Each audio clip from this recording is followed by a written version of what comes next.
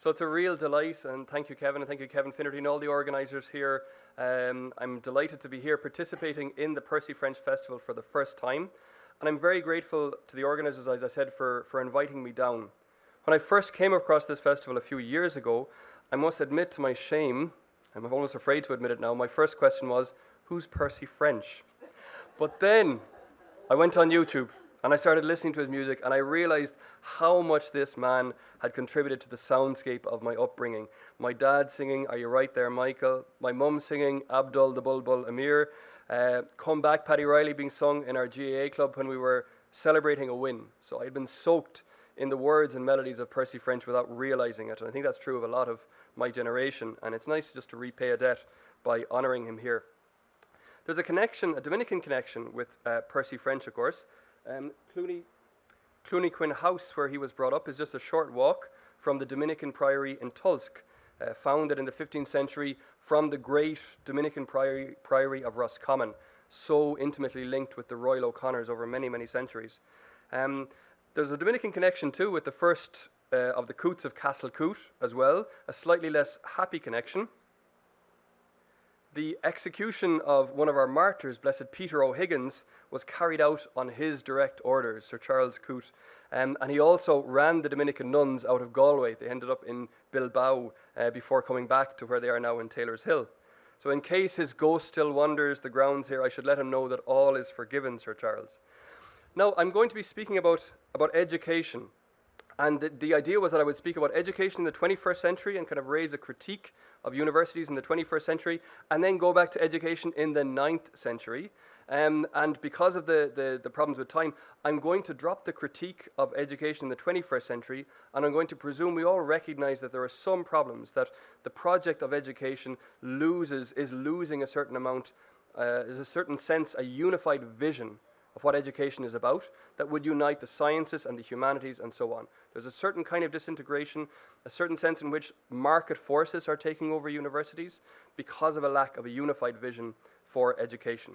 So I'm going to skip on instead to delve into this wonderful educational culture of the Carolingian Renaissance in the 9th century.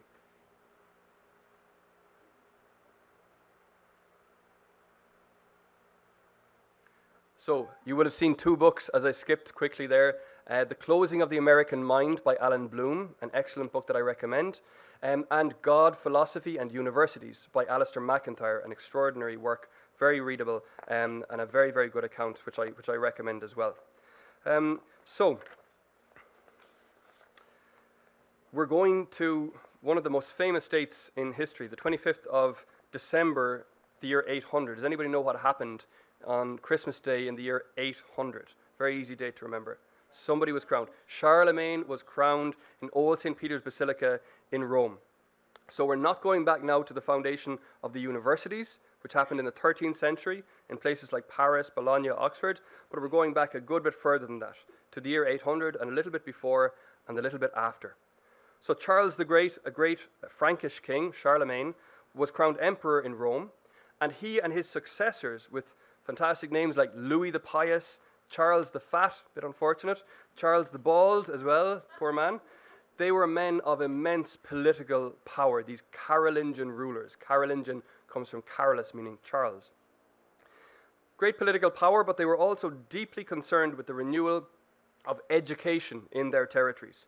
They were aware that recent centuries had seen a decline in education, a decline in culture generally, and they actively sought to bring about a rebirth of learning in the areas under their power, based on the study of Scripture on the one hand, and the study of the 7 liberal arts on the other.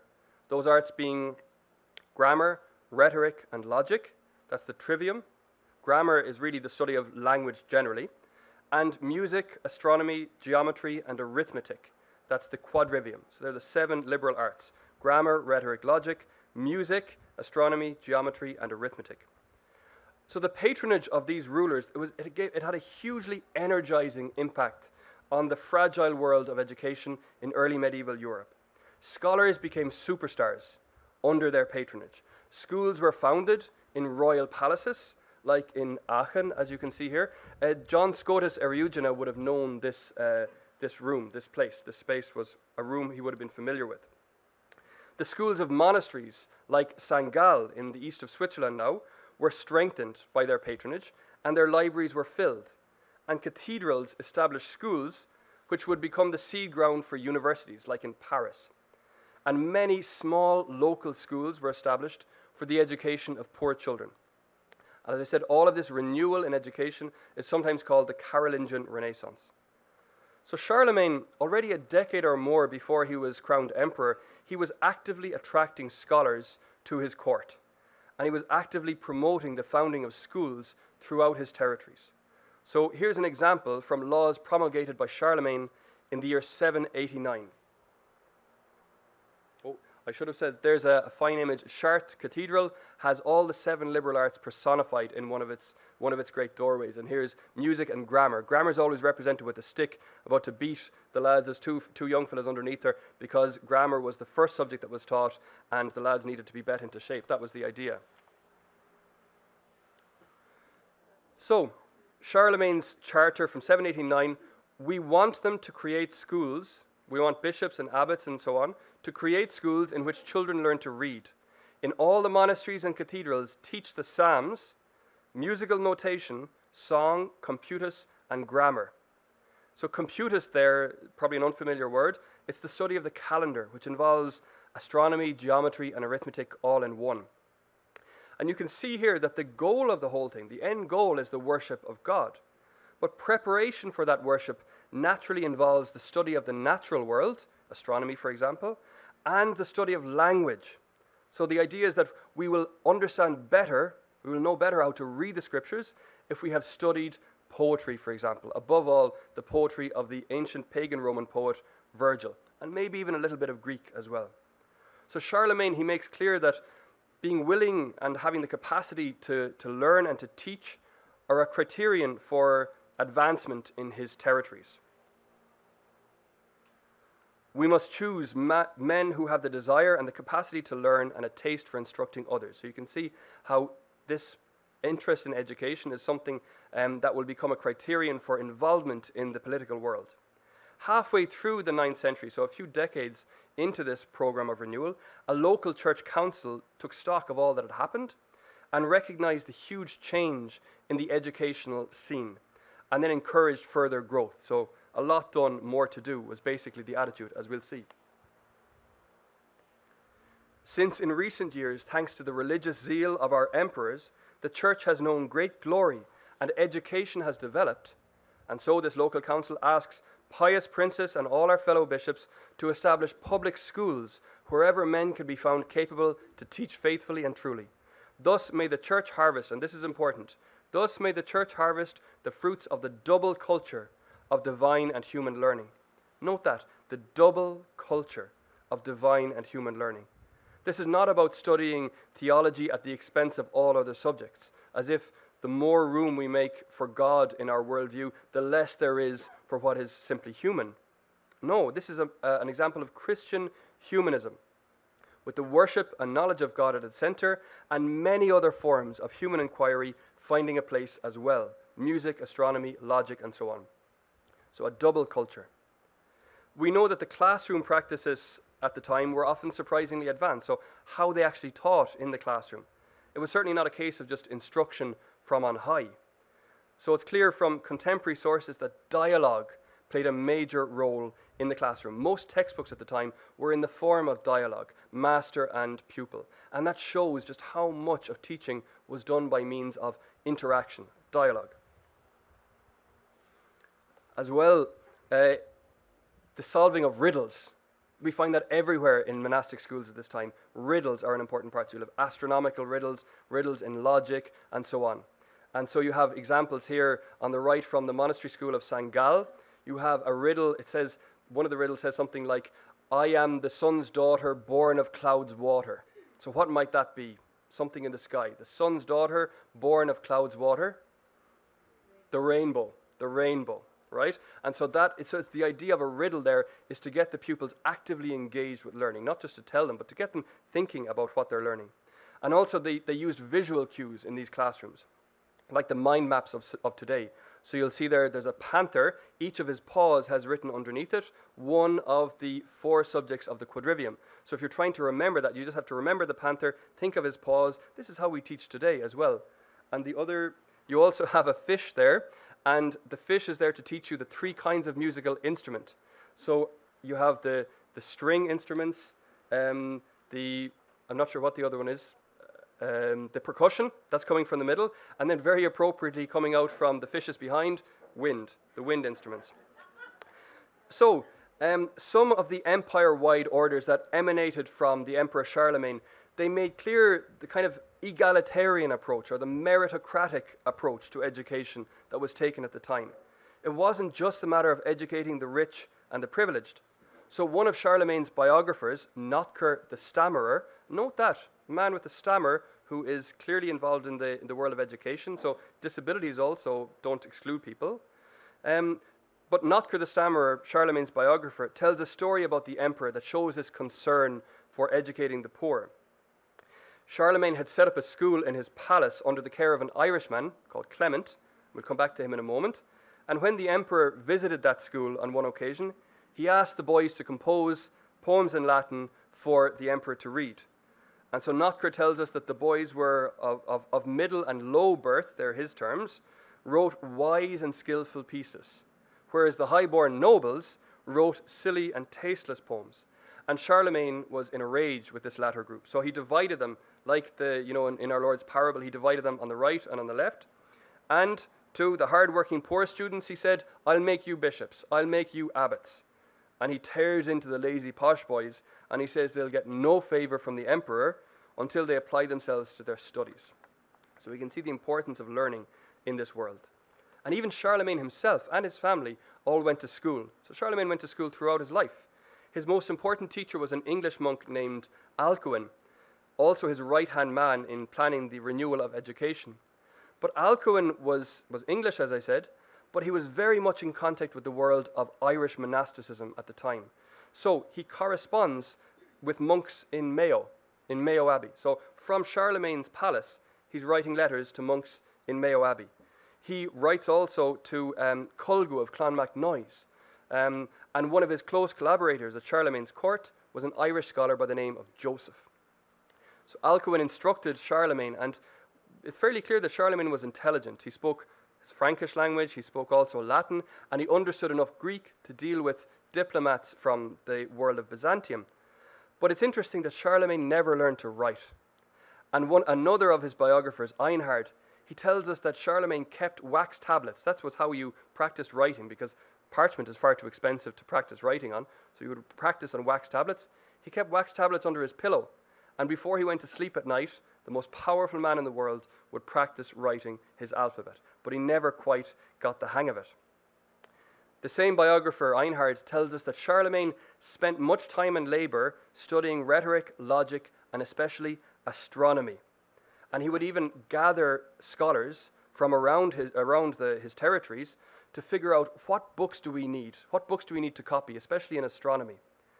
As well, in the year 810, Charlemagne heard from Greeks from Byzantium that there had been a solar eclipse that they had seen at a different time to the solar eclipse that had been visible from Germany. And so he's a bit concerned. How are there 2 solar eclipses in 1 year? So what does he do? He commissions a scholar, an Irishman by the name of Dungal, to write an explanation for this. And Dungal happily does. He writes a letter concerning solar eclipses, and he offers a few different possible explanations based on different models of the planetary system. Now, I've already mentioned a few of the scholars attracted by the patronage of Charlemagne, including 3 Irishmen, Joseph, Dungal, and Clement so far. Notker's Life of Charlemagne, his biography, it actually opens up with a story about Irish monks, the arrival of 2 Irish monks in Europe, one of them being the Clement we've already met. So this is how the story goes. Now it happened when he had begun to reign alone, this is Charlemagne, in the western parts of the world, and the pursuit of learning had been almost forgotten throughout his realm, and the worship of the true Godhead was faint and weak, that 2 Irishmen, Scotti, so Scotus or Scotus is another word for an Irishman at this stage, not somebody from Scotland. Scotia is Ireland at this stage. So 2 Irishmen came from Ireland to the coast of Gaul, along with certain traders of Britain. These Irishmen were unrivaled for their skill in sacred and secular learning. Note that, the double culture, liberal arts and the scriptures. And day by day, when the crowd gathered round them for traffic, they exhibited no wares for sale, but these Irishmen cried out, "Everyone that desires wisdom, let him draw near and take it at our hands, for it is wisdom that we have for sale." So they were trying to make a bit of a sensation, and they did. Charlemagne eventually hears about these mad Irishmen offering wisdom for sale. He invites them to his court, and he asks them their price. And they say, "We ask no price, O king, but we ask only for a fit place for teaching and quick minds to teach." They're looking for a school. "And besides food to eat and raiment to put on, for without these we cannot accomplish our pilgrimage." So Clement is given a school to look after at Charlemagne's palace, and the other Irishman is given charge of a school in northern Italy. There were in fact many wandering Irish monks drawn into this world, drawn into the orbit of the Carolingian courts. And you can think of something else that's happening in Ireland in the 9th century that would drive them out of Ireland to Europe. What else is happening in Ireland at this time? The Vikings, right? So there's a push factor and a pull factor. Charlemagne and his sons are the pull factor. So they come in boatloads, these Irish scholars. And we actually find evidence of dozens of Irish scholars in the 9th century teaching and writing in monasteries, cathedrals, and palaces throughout this period. They're scripture scholars with very rare expertise in Greek, and they're experts in the full range of the liberal arts, as we'll see. So one contemporary continental writer, he speaks of the Irish intelligentsia migrating en masse to the continent, and they had a major impact on the educational scene there.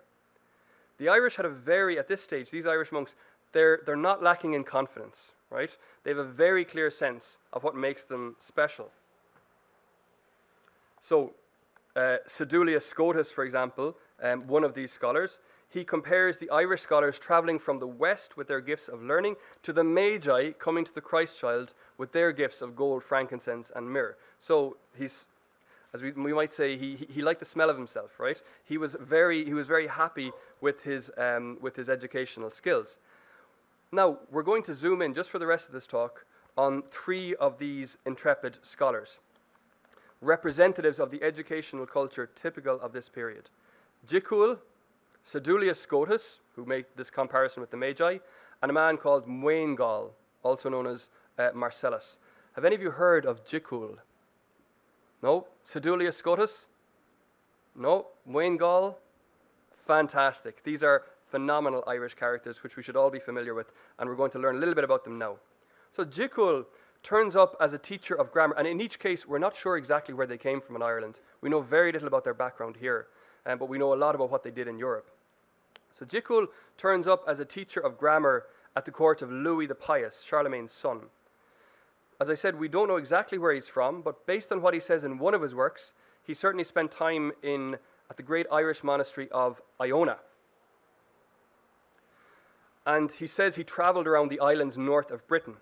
And writing about these islands, he says, "I have lived in some of them, and I have visited others. Some I have only glimpsed, while others I have only read about." So here's this very typical of the time, Irish monks who wander from island to island. So Brendan the navigator wasn't the only navigator. It was very typical of monks at the time to do this. Why is Jicul, a teacher of grammar, writing about these islands? Because, of course, he's not separating any of the liberal arts. He wants to master them all. And he's a pioneering geographer. He was skilled in astronomy, and he wrote a treatise on the subject, a treatise on astronomy, but he's best known for his work on the planet Earth, De Mensura Orbis Terrae, on the measurement of the sphere of the Earth. Does anything surprise you about that title? The measurement of the sphere of the Earth. What do we kind of, in our modern wisdom, we imagine that the medievals all thought the Earth was flat? That is nonsense. That is a 19th century myth. Any educated person in this period knew perfectly well the Earth was a sphere, right? So, in this work, De Mensura Orbis Terrae, Jicul, he mostly gathers together classical sources, texts by ancient pagan authors like Pliny the Elder and Solinus, describing regions of the world that Europeans no longer have access to in the 9th century, India and Africa and so on. And he's really interested in figuring out the size of things, how big mountains are, how big continents are, and the distances from one place to the next. So he's gathering up the best of ancient scholarship. But there are a few details that show him actually critiquing the ancients based on more recent observations. So there's a genuinely scientific mind at work here. So one example, he mentions that Solinus, this ancient geographer, thought that elephants were perpetually standing, that they were always standing because they couldn't bend their knees. In fact, they didn't have any knees. That's what was thought in the ancient world. And as you can see here, the medieval world was fairly confused about the anatomy of elephants as well. Jekyll says that this idea of elephants having no knees is nonsense. Why? Because everyone in Charlemagne's time saw the elephant at Charlemagne's court. Charlemagne had an elephant lying down and kneeling. This elephant was a diplomatic present from Harun al-Rashid, the Abbasid Caliph, and the name of the elephant was Abul Abbas, not quite Abdul the Bulbul, but close enough. So Jekyll knew people who had seen this elephant, and he asked them, did it have any knees? And they said, of course it had knees, and so he was able to correct what the ancient writer had said. More than that, Jekyll adds some contemporary observations to the knowledge of the ancients, things they knew nothing about. So he includes, well, they did know about this, he includes some fascinating detail about the geography of Egypt. And he says who told him this. A monk who had been to Egypt and who told him the account of his travels, where? In Iona, right? So this is a monk called Fidelis. The abbot of Iona is called Sivna at the time. Sweeney's with the name we get from that. And young Jekyll hears all of these details and he remembers them. So, for example, he includes accurate measurements of the pyramids, although he thought they were barns that Joseph made to store grain in the Old Testament. As well, there's even a description of a canal from the Nile to the Red Sea.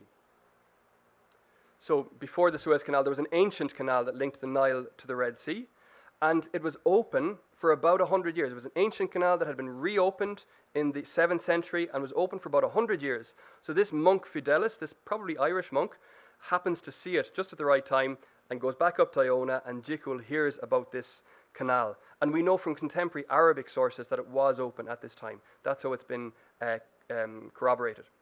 Jekyll has sources that went north as well. So he himself, as we saw, had travelled in the islands north of Britain, but he met other adventurous Irish monks who had sailed due north from Scotland for several days. They didn't know where they were going. They just sailed due north. And they ended up in uninhabited islands, and they built hermitages there. What islands might these be? Straight north of Scotland? The Faroe Islands, exactly. And the Irish monks were the first to visit these islands and to describe them before leaving when the Vikings attacked. And Jekyll notes that when the Vikings attacked, they had to leave behind all their sheep, which are still there, as you can see. These sheep were introduced into the Faroe Islands by Irish monks. The crest of the Faroe Islands is also, it's just a sheep because there's so many sheep there. As well as this, Iceland was settled for the first time by these Irish wanderers, and Jekyll hears from them about the phenomenon of the midnight sun around the summer solstice. So based on their descriptions, he corrects some of what the ancient writers had written, and he speculates that at the winter solstice, Iceland must be in perpetual twilight, correctly. It would be wrong to call Jekyll a scientist, but he clearly has a scientific spirit, and he makes use of observations to correct old texts. Jekyll is sometimes also given credit for writing some poems in Latin that come down to us. They're ascribed just to an Irish exile, but it might be that he wrote them. And two of them reveal his attitude to teaching. One of these poems shows a very rough teacher threatening the students. He says, you'll get beaten if you don't study, and perhaps more importantly, you won't get any wine at table. So this is the aggressive approach to teaching. But then he writes another poem in which the teacher is full of gentle encouragement. And it's a really, really beautiful vision of education, I think. So we'll have a read of that. Learn now, boys. The age for learning passes swiftly. Time goes by as the heavens revolve, the days follow. Just as the swift charger gallops eagerly over the fields, so youth flies by without lingering as it passes. The pliant tip of the twig curves beneath an easy pressure, but no one can bend the stiff boughs. While your minds happen to be receptive, my friends, waste no time and learn the divine commands of God. Do not squander the period generously granted to you, for without learning, the life of man perishes. The so much of the culture of education at that time is summed up in this poem. And here's a poet who is also, as I said, some kind of a scientist as well. So that's Jekyll. Our next representative figure, Sedulius Scotus, is a few decades later than Jekyll, and he winds up being active mostly around Liège in what is now Belgium. And he certainly didn't waste his youth. He absolutely gave his youth to learning. He's smart and he knows it. As he declares in one poem, I am a writer, a musician, Orpheus reborn. Beautiful humility. Orpheus reborn, and I am your champion, bearing wisdom's arm. Now he might be making fun of himself slightly here, as he does in another short poem about himself. I read and write, teach and study scripture. Day and night I pray to my Creator enthroned on high. I eat and drink with a will and invoke the muses in poetry. While I sleep I snore, I pray to God while I wake.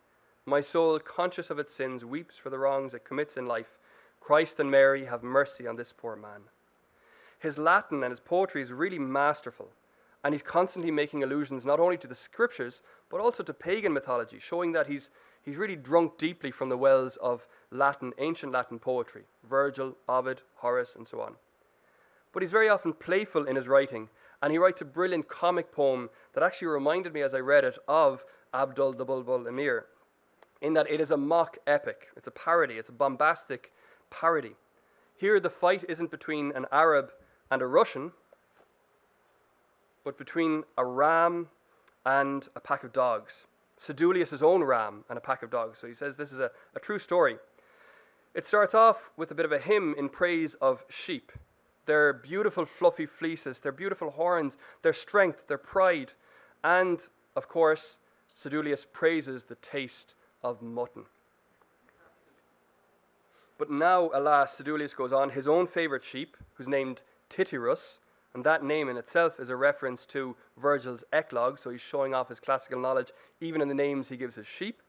Tityrus has been killed by a dog, whom Sedulius compares to the mythical dogs, Cerberus and Anubis. Anubis is a dog-headed god of death in Egyptian mythology.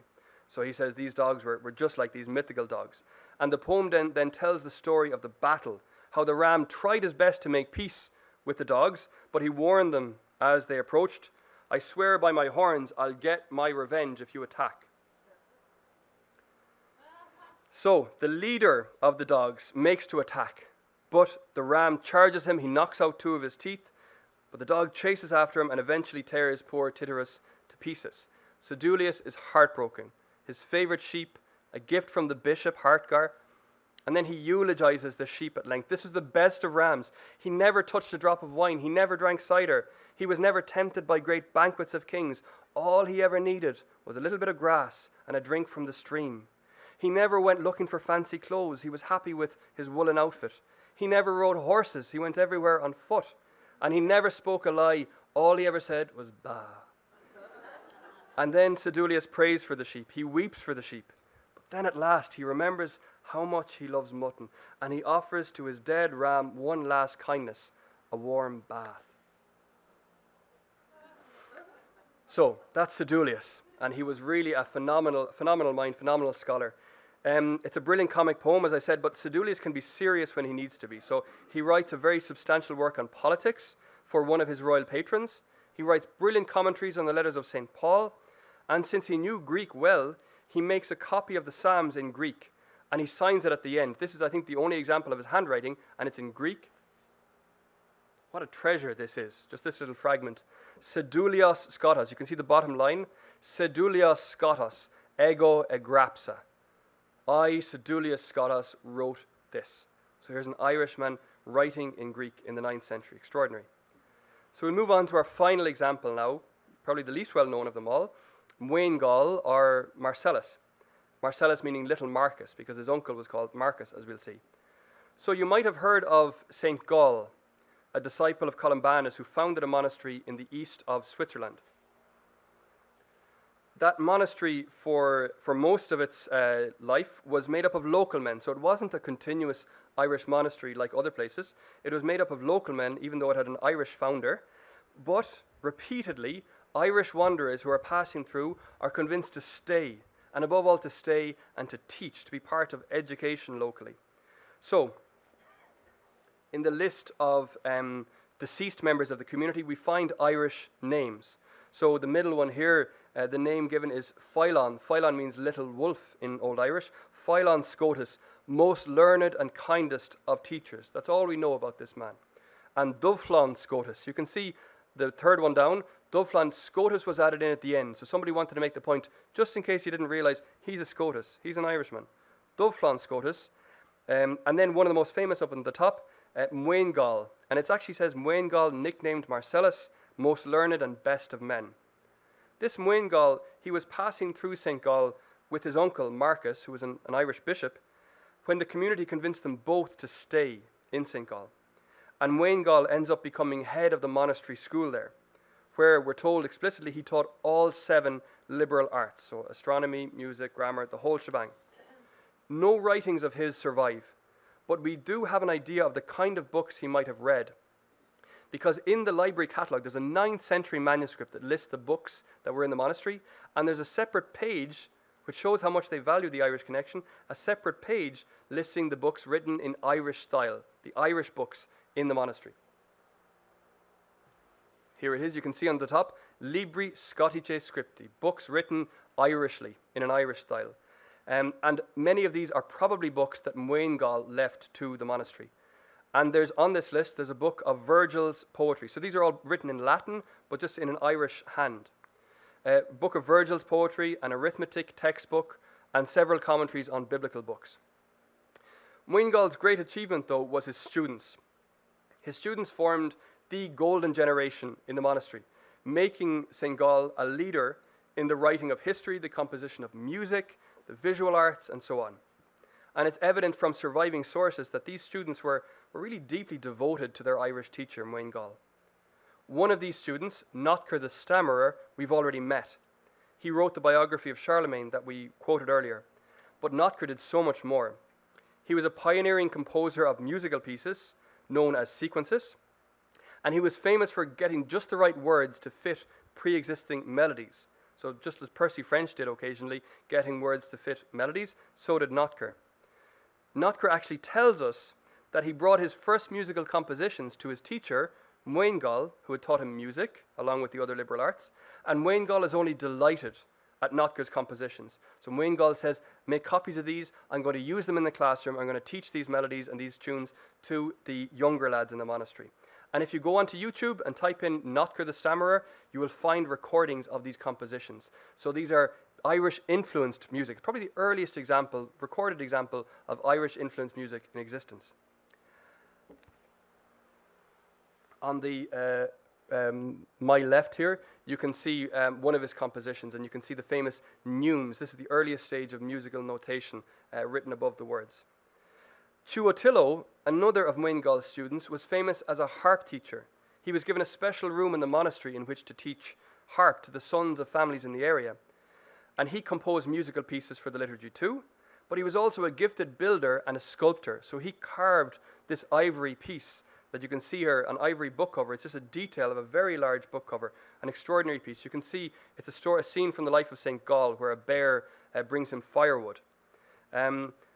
These multi-talented characters, Ciuotillo and Notker, they had major influence throughout Europe, along with others of their peers. But their many talents were cultivated in Muingall's classroom, right at the heart of a community dedicated to the worship of God. Now, we're coming near the end. There are many more figures I could have mentioned, like the incredibly original John Scotus Eriugena, who's very much of this world, who succeeded Alcuin as the head of the palace school in Aachen, Dungal of Pavia, whom I mentioned briefly, and as well, the writer of a poem you'll all know, Pongar Bon. So you're familiar with this poem, Pongar Bon, about a monk chasing the meaning of words like his cat chases mice. There's reason to believe that cat was Welsh, by the way. If you want to know why, you can ask me later. That poem, it's really worth looking at the context in which that poem is found. He's not just sitting under a tree writing Irish poetry for himself. In that booklet, it's found in a book of teachers' notes in Reichenau, on the western side of Austria. And that school book, it includes notes on logic, notes on astronomy. I'll skip on just so you can see. So on, you can see there's a table of the moon moving through the signs of the zodiac in the sky. So that's an astronomical table just on the facing page of Pangerbon. There's notes on Latin literature and Greek grammar. There's a few mistakes in the Greek. I went through it and there's one or two mistakes, but mostly correct. And all of these, Old Irish poetry, Latin literature, Greek, logic, astronomy, the whole thing, all cheek by jowl with each other. And of course, notes on the scriptures. And that summarizes beautifully. This one little Irish school book shows beautifully the unified vision of education in the period. Each of the scholars and teachers we've looked at are extraordinary in their own way, but they each clearly represent this common culture, the shared vision of what education is about. They all show in their different ways the same propensity for curiosity, humor, audacity, faith, and friendship, and the same openness to pagan learning, the same willingness to travel for the sake of learning and teaching, the same willingness to work with colleagues from different ethnic and social backgrounds, and the same desire to be comprehensive in their knowledge and skills, aiming to flourish as much as possible in the arts of the double culture of Christian humanism.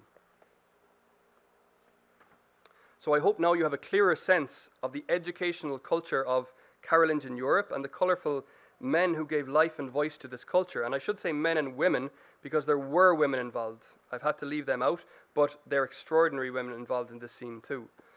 I don't want to exaggerate the achievements of this period. Much of what's taught in these schools remains rudimentary and unoriginal. And what's happening in Baghdad at the same time is far more innovative, far more creative and advanced. But there's still something deeply admirable about this culture, I think, especially when it's contrasted with the culture of our own universities, so technically advanced and so lacking in comprehensive vision. I've no easy solution to the problems of universities today, and part of me thinks that our contemporary lack of commitment to the objectivity of truth and goodness will eventually lead universities to yield entirely to market forces, to abandon any claims to really be communities of thought, and to become hollowed out centers of training focused on social utility alone. That's a grim prospect, but the more I spend time with figures of the Carolingian Renaissance, the more I grow in confidence that the Church can and will give birth again somehow to a similar culture in our time, a new Christian humanism, new schools, new colleges, new communities of thought, not in reaction to mainstream educational culture, but broader than that culture, and more unified, curious, prayerful, confident, sensitive, rigorous, and good-humored, with divine revelation and divine worship at its heart, integrating the best elements of the modern curriculum with the God-centered wisdom of the curricula of Christian humanism. Alistair MacIntyre famously once said that our age is waiting for a new St. Benedict. I think he's right, and I'd simply add to that list new Charlemagnes, new Alcuins, new Jiculs, new Seduliuses, and new Waingals. Thank you.